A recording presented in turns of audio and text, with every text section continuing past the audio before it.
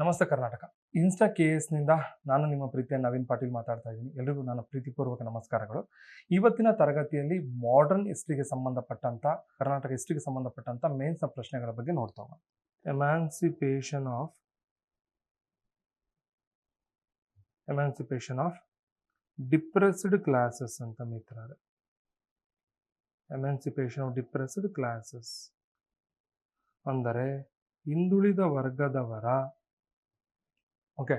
ವಿಮೋಚನೆ ಅಂತ. ಯಾಕೆ ಇದು ಇಂಪಾರ್ಟೆಂಟ್ ಅಂತ ಹೇಳ್ತೀನಿ. ಈ ಹೋರಾಟದಲ್ಲಿ ಏನು ನಡೆದಿತ್ತು ಅದರಲ್ಲಿ ಒಂದು ಪ್ರಮುಖವಾಗಿರ್ತಕ್ಕಂಥ ಒಂದು ಕರೆಂಟ್ ಅಫೇರ್ಸ್ ಸಂಬಂಧಪಟ್ಟ ಯಾಕೆ ಕ್ವಶನ್ ರೈಸ್ ಆಗ್ಬೋದು ಅಂತ. 1924ರಲ್ಲಿ ಇನ್ 1924 ಒಂದು ಚಳುವಳಿ ನಡೀತು ಕೇರಳದಲ್ಲಿ. ಅದನ್ನ ವೈಕಂ ಚಳುವಳಿ ಅಂತ ಕರೀತಾರೆ ಮಿತ್ರರೇ. ಏನಂತ ಕರೀತಾರೆ? ವೈಕಂ ಚಳುವಳಿ ನಡೆಯಿತು. ಇದು ಇಂಪಾರ್ಟೆಂಟ್. ಇದು ವೈಕಂ ಚಳುವಳಿ ನಡೆದು ಸುಮಾರು 1924ರಿಂದ 2024ಕ್ಕೆ ಇಲ್ಲಿ ಸುಮಾರು 100 ವರ್ಷಗಳು ಕಳೆದಿದೆ. 100 years ಆಗಿದೆ. ಆ ಕಾರಣದಿಂದ ಇದು ಒಂದು ಇಂಪಾರ್ಟೆಂಟ್ ಆಗಿರ್ತಕ್ಕಂಥ ಒಂದು ಟಾಪಿಕ್. ಇಲ್ಲಿ ಕ್ವಶನ್ ರೈಸ್ ಆಗ್ಬೋದು ಅಂತ ಅನ್ಸುತ್ತೆ. ಅದನ್ನ ನೋಡ್ತಾ ಹೋಗೋಣ ಮಿತ್ರರೇ.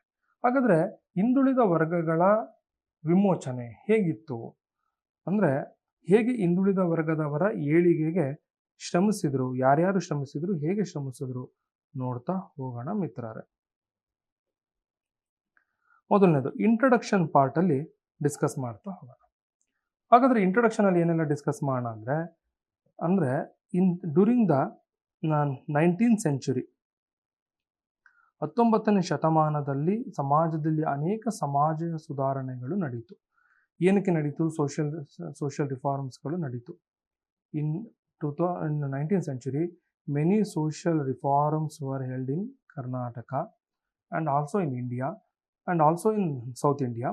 ಅದರಲ್ಲಿ they worked for to end the evil system practiced in society. ಸಮಾಜದಲ್ಲಿದ್ದಂಥ ಅನಿಷ್ಟ ಪದ್ಧತಿಗಳ ವಿರುದ್ಧ ಹೋರಾಟ ಆರಂಭವಾಯಿತು. ಯಾವ್ದ್ಯಾವುದು? There was a caste system ಇರ್ಬೋದು, ಜಾತಿ ಪದ್ಧತಿ ಇರ್ಬೋದು, ವುಮನ್ ಸಪ್ರೆಷನ್ ಇರ್ಬೋದು, ಸ್ತ್ರೀಯರ ಮೇಲೆ ನಡೀತಕ್ಕಂಥ ದಬ್ಬಾಳಿಕೆಗಳಿರ್ಬೋದು, ವುಮೆನ್ ಸಪ್ರೆಷನ್ಸ್ ಇರ್ಬೋದು. ಇದಾದ ನಂತರ ಸತಿ ಸಿಸ್ಟಮ್ ಇರ್ಬೋದು, ಸತಿ ಪದ್ಧತಿ ಇರ್ಬೋದು. ಇದಾದ ನಂತರ ಕ್ಯಾಸ್ಟ್ ಸಿಸ್ಟಮ್, ಸತಿ ಸಿಸ್ಟಮ್, ಆಮೇಲೆ ವುಮೆನ್ ಸಪ್ರೆಷನ್, ಚೈಲ್ಡ್ ಮ್ಯಾರೇಜ್, ಬಾಲ್ಯ ವಿವಾಹ, ಈ ಥರ ಅನೇಕ ಹೋರಾಟಗಳ ವಿರುದ್ಧ ದನಿ ಎತ್ತಿದರು. Many were raised the voice against this evil system and also they worked for to annihilation of caste ಆಗಿರ್ಬೋದು. ಅನಿಹಿಲೇಷನ್ ಆಫ್ ಕ್ಯಾಸ್ಟ್, ಈ ಜಾತಿ ಪದ್ಧತಿಯನ್ನ ನಾಶ ಮಾಡ್ತಕ್ಕಂಥ ಕೆಲಸವನ್ನ ಮಾಡ್ತಾರೆ. ಅದಾದ ಮೇಲೆ ವುಮನ್ ಎಜುಕೇಶನ್, ಸ್ತ್ರೀಯರಿಗೆ ಶಿಕ್ಷಣ ಕೊಡ್ತಕ್ಕಂಥ ಕೆಲಸ ಮಾಡಿದ್ರು. ಇದು ಮಾಡುವ ಮಹತ್ತರವಾದ ಹೋರಾಟ. Worked for the empowerment of the depressed classes.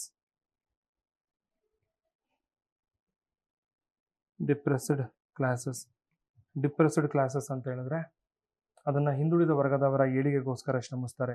ಹೀಗೆ ಅನೇಕ ಹೋರಾಟಗಳು ನಮ್ಮ ದೇಶದಲ್ಲಿ ನಡೀತು. ಇದು ಇಂಟ್ರೊಡಕ್ಷನ್ ನೋಡ್ತೀವಿ. ಹಾಗಾದ್ರೆ ನೆಕ್ಸ್ಟ್ ಹೇಗೆ ನಡೀತು ಹೋರಾಟ, ಬಾಡಿಯಲ್ಲಿ ಏನೆಲ್ಲ ನೋಡ್ತಾ ಹೋಗೋಣ ಮಿತ್ರರೇ. ಬನ್ನಿ, ಮೇನ್ ಪಾರ್ಟಲ್ಲಿ ಏನೆಲ್ಲ ಎಕ್ಸ್ಪ್ಲೇನ್ ಮಾಡ್ತಾವೆ. ಮೊದಲನೇವರು ಒಬ್ಬೊಬ್ಬರು ವ್ಯಕ್ತಿಗಳು, ಅದರಲ್ಲಿ ನೋಡ್ತಾ ಹೋಗೋಣ. 3 ಜನ ವ್ಯಕ್ತಿಗಳು ಬಹಳ ಇಂಪಾರ್ಟೆಂಟು. ಮೊದಲನೇವರು ಬಂದ್ಬಿಟ್ಟು ನೀವು ಕೇಳಿರ್ತೀರ, ಜ್ಯೋತಿಬಾ ಫುಲೆ ಅಂತ. ಜ್ಯೋತಿಬಾ ಫುಲೆ. ಎರಡನೇವರು ಬಂದು ನಾರಾಯಣ ಗುರು.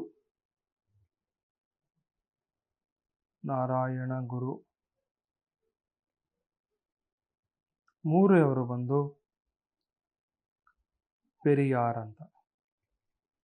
ಇವರು 3 ಜನರು ಕೂಡ ನಮಗೆ ಇಂಪಾರ್ಟೆಂಟ್. ಇವ್ರ ಬಗ್ಗೆ ನೋಡ್ತಾ ಹೋಗ್ತಾರೆ. ಮೊದಲನೇದು ಯಾರ್ಯಾರು ಬರ್ತಾರೆ ಅವ್ರ ಬಗ್ಗೆ ಡಿಸ್ಕಸ್ ಮಾಡ್ತಾ ಹೋಗೋಣ. ಮೊದಲನೇದು ನಾನು ತಗೋತೀನಿ ಜ್ಯೋತಿಬಾ ಫುಲೆ.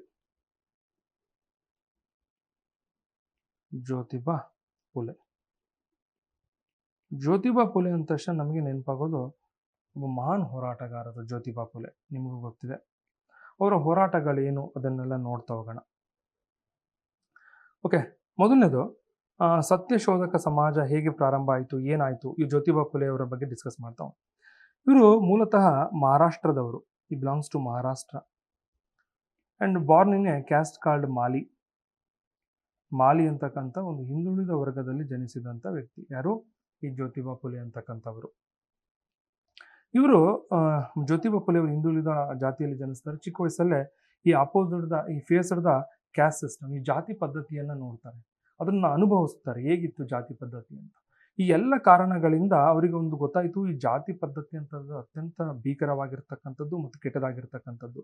ಇದರ ವಿರುದ್ಧ ಅವರು ಹೋರಾಟ ಮಾಡಲಿಕ್ಕೆ ಶುರು ಮಾಡಿದರು. ಹಾಗಾಗಿ ಈ ಅಪೋಸಿಟ್ ದ ಕ್ಯಾಸ್ಟ್ ಸಿಸ್ಟಮ್, ಜಾತಿ ಪದ್ಧತಿಯನ್ನು ವಿರೋಧ ಮಾಡಿದ್ರು. ಈ worked for the education, okay, especially women education ಅಂತ ತಗೊಬೋದು. ಎಜುಕೇಷನ್ನ ಪರವಾಗಿ ಕೆಲಸ ಮಾಡ್ತಾರೆ. ಓಕೆ, ಅದು ನೋಡೋಣ ಅಂತ. ನೆಕ್ಸ್ಟ್ ಇವರು ಸತ್ಯಶೋಧಕ ಸಮಾಜದ ಸ್ಥಾಪನೆ ಬಗ್ಗೆ ಡಿಸ್ಕಸ್ ಮಾಡ್ತಾ ಹೋಗೋದು. ಇವರು ಸುಮಾರು ಸತ್ಯಶೋಧಕ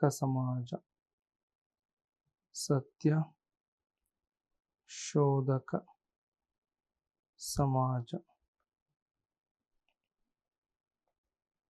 ಓಕೆ 1873ರಲ್ಲಿ ಇನ್ 1873ರಲ್ಲಿ ಇವರು ಮಹಾರಾಷ್ಟ್ರದ ಪುಣೆ ಎಂಬಲ್ಲಿ ಸತ್ಯಶೋಧಕ ಸಮಾಜವನ್ನು ಕಟ್ಟಿದರು. ಎಸ್ಟಾಬ್ಲಿಷ್ಡ್ ಪುಣೆಯಲ್ಲಿ ಸತ್ಯಶೋಧಕ ಸಮಾಜವನ್ನು ಸ್ಥಾಪಿಸಿದರು. ಇದರ ಉದ್ದೇಶಗಳೇನಾಗಿತ್ತು, ಅದು ಧ್ಯೇಯಗಳೇನಾಗಿತ್ತು ಅದನ್ನು ನೋಡ್ತಾ ಹೋಗೋಣ. ಓಕೆನಾ. ನೆಕ್ಸ್ಟ್ ಆಬ್ಜೆಕ್ಟಿವ್ಸ್ ಏನಾಗಿತ್ತು ಸತ್ಯಶೋಧಕ ಸಮಾಜದ ಉದ್ದೇಶಗಳು. ಒಂದು 2-3 ಆಬ್ಜೆಕ್ಟಿವ್ಸ್ಗಳನ್ನು ನೋಡ್ತಾ ಹೋಗ್ಬೋದು ಮಿತ್ರರೇ.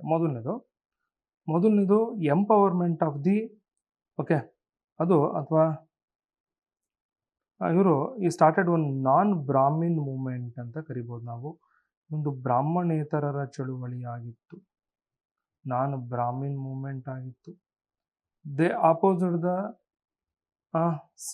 Suppression of the upper classes through this movement.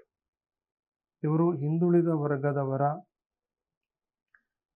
ಏಳಿಗೆಗೋಸ್ಕರ ಬ್ರಾಹ್ಮಣೇತರ ಚಳುವಳಿಯನ್ನು ಹುಟ್ಟಾಕಿದ್ರು.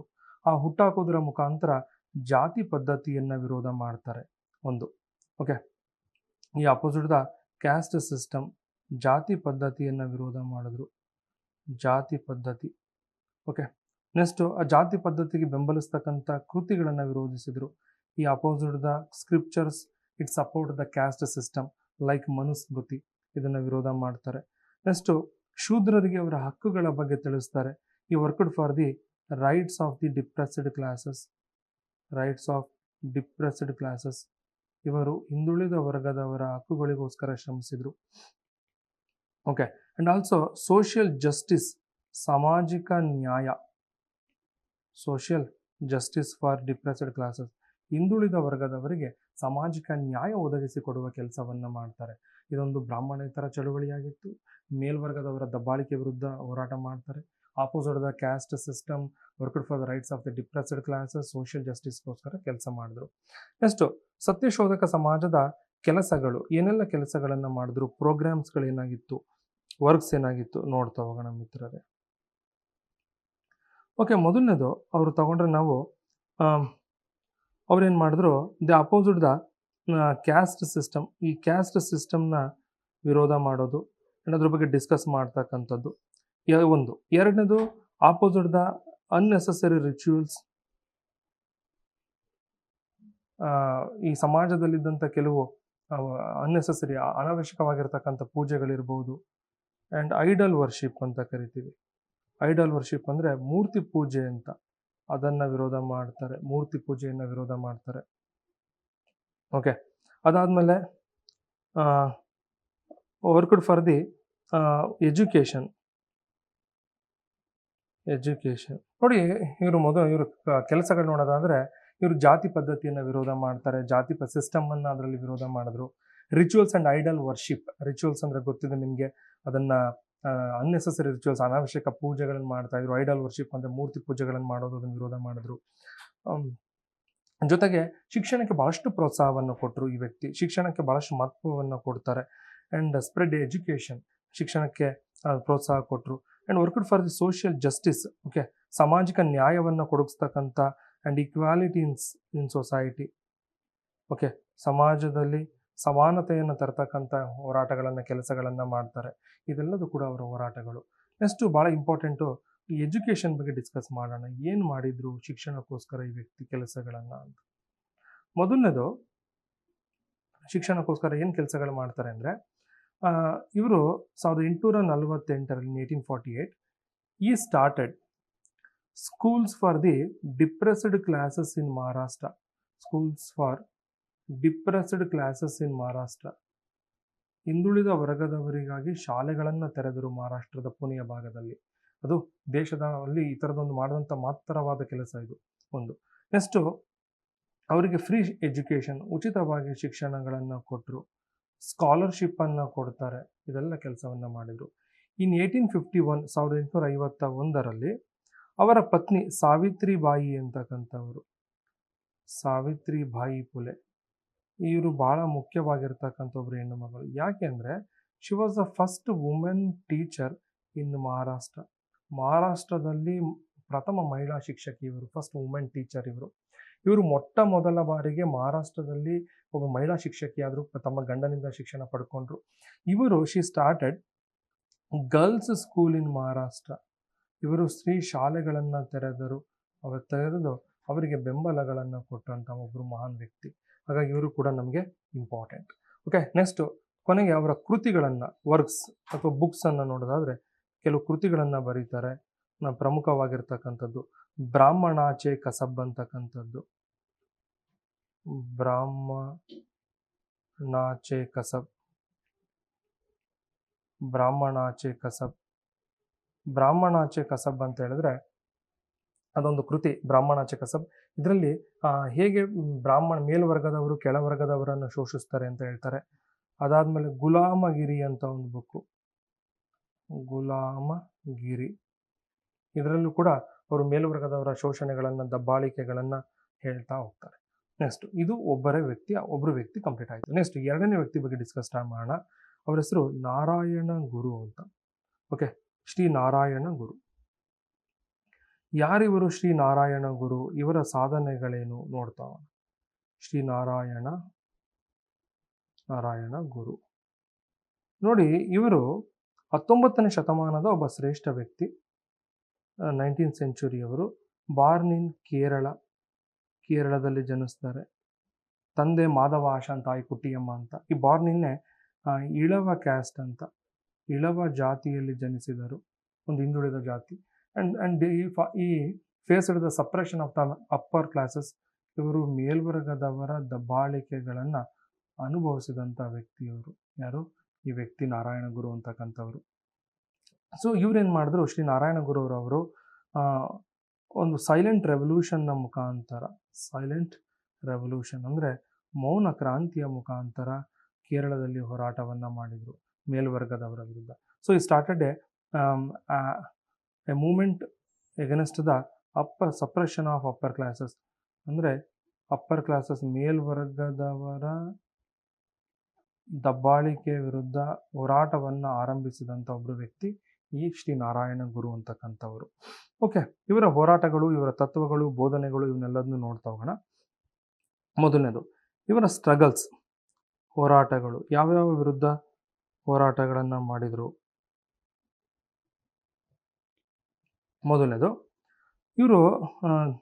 ಮೊದಲನೇದು they worked for the depressed classes. ಹಿಂದುಳಿದ ವರ್ಗದವರ ಪರವಾಗಿ ಹೋರಾಟ ಮಾಡ್ತಾರೆ. By opposing the suppression of the upper classes. ಮೇಲ್ವರ್ಗದವರ ದಬ್ಬಾಳಿಕೆ ವಿರುದ್ಧ ಹೋರಾಟ ಮಾಡ್ತಾರೆ. ಎರಡನೇದು, ಓಕೆ ಬರ್ಕೊಂಡ್ರೆ ನೆಕ್ಸ್ಟ್ ಇದೊಂದು ಪಾಯಿಂಟ್ ಆಯಿತು. ನೆಕ್ಸ್ಟ್ ಎರಡನೇ ಪಾಯಿಂಟು ಡಿಪ್ರೆಸ್ಡ್ ಕ್ಲಾಸಸ್ ಆಯಿತು. ನೆಕ್ಸ್ಟು ವೈದಿಕ ಅಂದರೆ ಇದೊಂದು ಮಾತು ಹೇಳ್ತಾರೆ, ಏನಪ್ಪ ಅಂತ ಹೇಳಿದ್ರೆ ಡಿಪ್ರೆಸ್ಡ್ ಕ್ಲಾಸಸ್ಸನ್ನು ದಬ್ಬಾಳಿಕೆ ಅಂದರೆ ಅದರ ಪರವಾಗಿ ಹೋರಾಟ ಮಾಡಿದರು, ಮೇಲ್ವರ್ಗದವರ ವಿರುದ್ಧ ಹೋರಾಟ ಮಾಡ್ತಾರೆ. ಅಷ್ಟೇ ಅಲ್ಲದೆ ಅಲ್ಲಿನ ಸಪ್ರೆಷನ್ ಆಫ್ ದಲಿತ ಅಥವಾ ಬ್ಯಾಕ್ವರ್ಡ್ ಕ್ಲಾಸಸ್, ಹಿಂದುಳಿದ ವರ್ಗದವರ ಮೇಲಿನ ದಬ್ಬಾಳಿಕೆಗಳು, ಶೋಷಣೆಗಳ ವಿರುದ್ಧ ದನಿ ಎತ್ತಿದಂಥ ವ್ಯಕ್ತಿಯವರು. ನೆಕ್ಸ್ಟ್ ಎರಡನೇದು, ಇವರ ಧ್ಯೇಯಗಳು, ಆಬ್ಜೆಕ್ಟಿವ್ಸ್ ಏನಾಗಿತ್ತು, ಇವರ ಹೋರಾಟದ ಉದ್ದೇಶಗಳೇನಾಗಿತ್ತು ನೋಡ್ತಾ ಹೋಗೋಣ. ಮೊದಲನೇದು ಹೇಳ್ತಾರೆ ಮಿತ್ರರೇ, ಏನಂತ ಹೇಳ್ತಾರೆ ಗೊತ್ತಾ? ಇವರು ಹೇಳಿದ್ರು, ಹಿಂದುಳಿದ ವರ್ಗದವರು ಅಭಿವೃದ್ಧಿ ಆಗ್ಬೇಕಾದ್ರೆ ಏನು ಮಾಡಬೇಕು ಅಂತ ಹೇಳಿದ್ರೆ, ಅವ್ರು ಹೇಳ್ತಾರೆ, you have to boycott the old orthodox beliefs ಅಂತ ಹೇಳಿ, ಈ opposite the orthodox belief system. ಇವರು ಹಿಂದುಳಿದ ವರ್ಗದವರ ಒಂದು ಏನಂತಾರೆ, ಈ ಒಂದು ಚಿಂತನೆಗಳಿತ್ತು, ಹಳೆಯ ಚಿಂತನೆಗಳು, ಇದನ್ನು ತಿರಸ್ಕರಿಸಬೇಕು, ಇದನ್ನು ಬೈಕಾಟ್ ಮಾಡಬೇಕು ನೀವೆಲ್ಲರೂ. ಎರಡನೇದು ಹೇಳ್ತಾರೆ, ನಾವು ಹಳೆಯ ಚಿಂತನೆಗಳನ್ನು ಬಹಿಷ್ಕರಿಸಬೇಕು ಒಂದು. And also opposite the animal sacrifices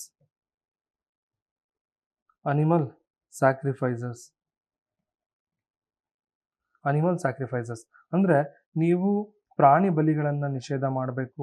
and liquor, ಮದ್ಯಪಾನವನ್ನು ತ್ಯಜಿಸಬೇಕು ಅಂತ ಹೇಳಿದ್ರು, ಮೂರನೇದು. ಅದಾದಮೇಲೆ ಈ advised the depressed classes to get education, ಶಿಕ್ಷಣವನ್ನು ಪಡ್ಕೊಳ್ಳಿ. ಓಕೆ.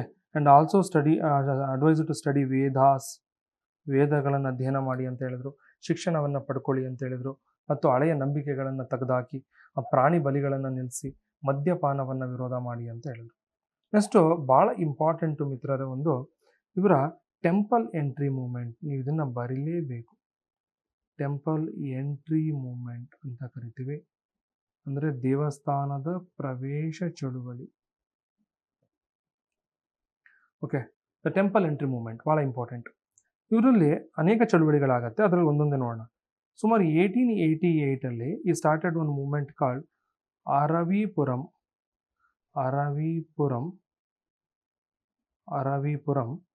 ಮೂಮೆಂಟ್ ಅಂತ, ಅರವೀಪುರಂ ಚಳುವಳಿ. ಈ ಅರವೀಪುರಂ ಚಳುವಳಿ ಇದೆಯಲ್ಲ, ಇದೊಂದು ಪ್ರಮುಖವಾಗಿರ್ತಕ್ಕಂಥ ಒಂದು ಚಳುವಳಿ. ಈ ಅರವೀಪುರಂ ಚಳುವಳಿಯಲ್ಲಿ ನಾವು ಏನು ಡಿಸ್ಕಸ್ ಮಾಡ್ತೀವಿ ಅಂತ ಹೇಳಿದ್ರೆ, ಈ ಅರವೀಪುರಂ ಚಳುವಳಿಯಲ್ಲಿ ಇವರು ಮೊಟ್ಟ ಮೊದಲ ಬಾರಿಗೆ ಶಿವ ಟೆಂಪಲ್ ಅನ್ನು ಕಟ್ಟಿದರು. ಈ constructed Shiva temple at Aruvippuram of Kerala and made entry to the Dalits and depressed classes. ಇವರು ದಲಿತರಿಗೆ ಮತ್ತು ಹಿಂದುಳಿದ ವರ್ಗದ ಅವಕಾಶ ಮಾಡಿಕೊಟ್ರು. ಇಂಥ ಒಂದು ಸಂದರ್ಭದಲ್ಲಿ ಅರವೀಪುರಂ ಚಳುವಳಿಯ ಮುಖಾಂತರ ದಲಿತರಿಗೆ ಅವಕಾಶ ಮಾಡಿಕೊಟ್ಟಂಥ ಮೊಟ್ಟ ಮೊದಲ ಮಹನೀಯ ವ್ಯಕ್ತಿ ಈ ನಾರಾಯಣ ಗುರುರವರು. ಆ್ಯಂಡ್ ಕನ್ಸ್ಟ್ರಕ್ಟೆಡ್ ಶಿವಗಿರಿ ಮಠ, ಶಿವಗಿರಿ ಮಠವನ್ನು ಕಟ್ಟುತ್ತಾರೆ ಕೇರಳದಲ್ಲಿ. ಕಟ್ಟಿಬಿಟ್ಟು ದಲಿತರಿಗೆ ಅವಕಾಶವನ್ನು ಮಾಡಿಕೊಟ್ರು. And appointed a priest from depressed classes, ಅದು ಕೂಡ ಒಂದು ಪ್ರಮುಖವಾಗಿರ್ತಕ್ಕಂಥ ಹೋರಾಟ.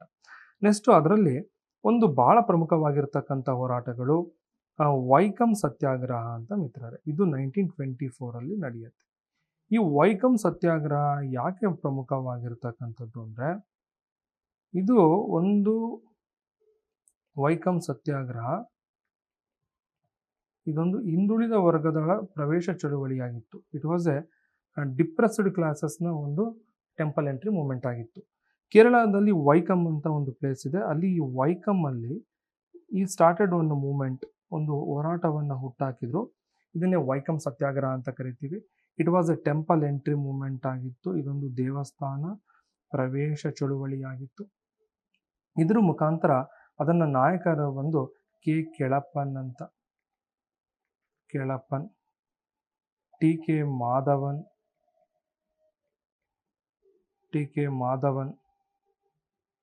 ಓಕೆ, ನಾರಾಯಣ ಗುರು, ಹೀಗೆ ಅನೇಕರು ಇದರ ನಾಯಕರಾಗಿದ್ದರು.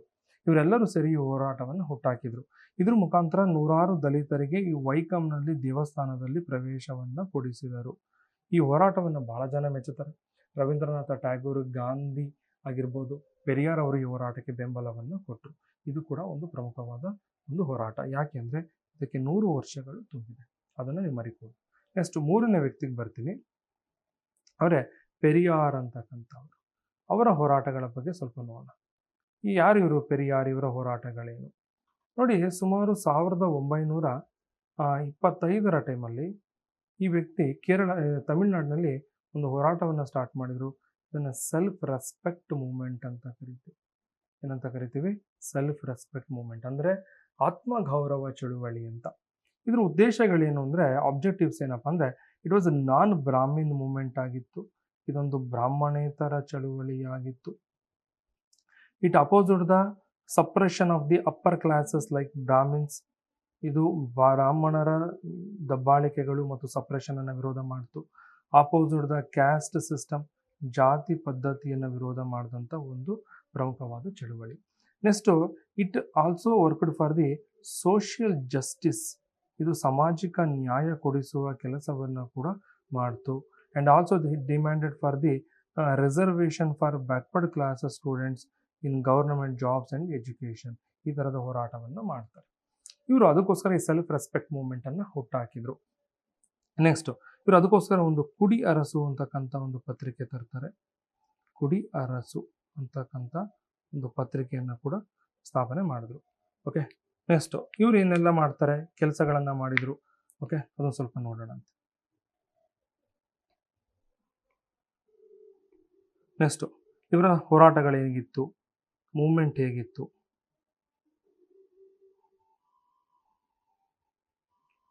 ಮೊದಲನೇದು ಇವ್ರು ಹೇಳ್ತಾರಂತೆ, caste system was the main problem for the suppression. ಈ ದಬ್ಬಾಳಿಕೆಗೆ ಪ್ರಮುಖ ಕಾರಣವೇ ಜಾತಿ ಪದ್ಧತಿ. ಹಾಗಾಗಿ ಇವರು ಈ ಕ್ಯಾಸ್ಟ್ ಸಿಸ್ಟಮನ್ನು ಅಪೋಸ್ ಮಾಡ್ತಾರೆ ಮತ್ತು opposite the Brahmins control over society. ಬ್ರಾಹ್ಮಣರ ಹಿಡಿತವನ್ನು ವಿರೋಧಿಸಿದರು ಒಂದು. ನೆಕ್ಸ್ಟು ಈ opposite the scriptures like Manusmriti. ಇವರು ಮನುಸ್ಮೃತಿ ಅಂತಕ್ಕಂಥ ಕೆಲವು ಕೃತಿಗಳನ್ನು ವಿರೋಧ ಮಾಡ್ತಾರೆ, ಸ್ಮೃತಿಗಳನ್ನು ವಿರೋಧ ಮಾಡಿದ್ರು. ಅದನ್ನೇ ಶೋಷಣೆಗೆ ಕಾರಣ ಅಂತ ಹೇಳಿದಂಥ ವ್ಯಕ್ತಿಯವರು. ನೆಕ್ಸ್ಟು ಈ ಅಪೋಸಿಟ್ ದ ಐಡಲ್ ವರ್ಷಿಪ್. ಇವರು ಮೂರ್ತಿ ಪೂಜೆಗೆ ವಿರೋಧ ಮಾಡ್ತಾರೆ. Okay, next opposite the child marriages. Child marriage, ಬಾಲ್ಯ ವಿವಾಹವನ್ನು ವಿರೋಧಿಸಿದ್ರು. ಸಪೋರ್ಟೆಡ್ ಫಾರ್ ವುಮನ್ ಎಜುಕೇಷನ್, ಸ್ತ್ರೀ ಶಿಕ್ಷಣಕ್ಕೆ ಬೆಂಬಲ ಕೊಟ್ಟರು. And supported for the rights of the woman, ಹೆಣ್ಣು ಮಕ್ಕಳ ಏಳಿಗೆ ಅಥವಾ ಅವರ ಹಕ್ಕುಗಳಿಗೋಸ್ಕರ ಬೆಂಬಲವನ್ನು ಕೂಡ ಕೊಟ್ಟರು. ಹೀಗೆ ಈ ವ್ಯಕ್ತಿ ಮಹತ್ತರವಾದ ಕೆಲಸವನ್ನು ಮಾಡಿದ್ರು. ನೋಡಿ ಮಿತ್ರರೇ, ಇವತ್ತಿನ ಈ ಒಂದು ಟಾಪಿಕಲ್ಲಿ ನಾವು ಇಷ್ಟು ಜನರ ವಿಚಾರ ನೋಡಿದ್ವಿ. ಜ್ಯೋತಿಬಾ ಫುಲೆ ಅವರು ಮತ್ತು ನಾರಾಯಣ ಗುರು ಅವರ ಹೋರಾಟಗಳು, ಜೊತೆಗೆ ಈ ಪೆರಿಯಾರ್ ಅವರ ಹೋರಾಟಗಳು. ರಾಮಸ್ವಾಮಿ ನಾಯ್ಕರ್ ಅಂತ ಕರೀತಾರೆ ಅವರನ್ನು, ರಾಮಸ್ವಾಮಿ ನಾಯ್ಕರ್. ಈ ರಾಮಸ್ವಾಮಿ ನಾಯ್ಕರ್ ಅವರ ಹೋರಾಟಗಳು, ಇಷ್ಟು ಹೋರಾಟಗಳನ್ನು ನೋಡಿದ್ವಿ ನಾವು. ಇದೆಲ್ಲದನ್ನು ಸೇರಿಸಿ ನೀವು ಉತ್ತರ ಬರಿಬೋದು. ಕೊನೆಗೆ ಒಂದು ಕನ್ಕ್ಲೂಷನನ್ನು ಬರೀಬೇಕಾಗತ್ತೆ. ಕನ್ಕ್ಲೂಷನಲ್ಲಿ ನೀವೇನು ಹೇಳಬೇಕು ಅಂತ ಹೇಳಿದ್ರೆ, ಅವರ ಹೋರಾಟಗಳು ಹೇಗಿತ್ತು, ಇದು ಹಿಂದುಳಿದ ವರ್ಗದವರ ಏಳಿಗೆಗೆ ಹೇಗೆ ಶ್ರಮಿಸ್ತು ಮತ್ತು ಅವರ ಆ ಶಿಕ್ಷಣವನ್ನು ತೆಗೆದುಕೊಟ್ಟು ಅವರನ್ನು ಆಧುನಿಕ ಪ್ರಪಂಚದಲ್ಲಿ ಅವರನ್ನೇ ಕರೆತಂತು ಅಂತ ಎಕ್ಸ್ಪ್ಲೇನ್ ಮಾಡ್ಬೋದು. ಇದು ಕೂಡ ಒಂದು 10 ರಿಂದ 15 ಮಾರ್ಕ್ಸ್ ಪ್ರಶ್ನೆ ಅಂತ ನಾವು ಎಕ್ಸ್ಪೆಕ್ಟ್ ಮಾಡ್ತೀವಿ. ಒಂದು ಫಾರ್ಮ್ಯಾಟಲ್ಲಿ ಬರೆಯೋದಕ್ಕೆ ಪ್ರಯತ್ನ ಮಾಡಿ. ಓಕೆ, ಖಂಡಿತ ಚೆನ್ನಾಗಾಗತ್ತೆ. ಎಲ್ಲ ವಿದ್ಯಾರ್ಥಿಗಳು ಶುಭವಾಗಲಿ ಅಂತ ಹಾರೈಸ್ತೀವಿ. ಇಲ್ಲಿಗೆ ಈ ಮಾಡರ್ನ್ ಹಿಸ್ಟ್ರಿ ಮತ್ತು ಕರ್ನಾಟಕ ಹಿಸ್ಟ್ರಿಯ ಮೇನ್ಸ್ನ ಸರಣಿಯನ್ನು ಮುಕ್ತಾಯಗೊಳಿಸ್ತೀವಿ. ನಮಸ್ತೆ, ಥ್ಯಾಂಕ್ ಯು.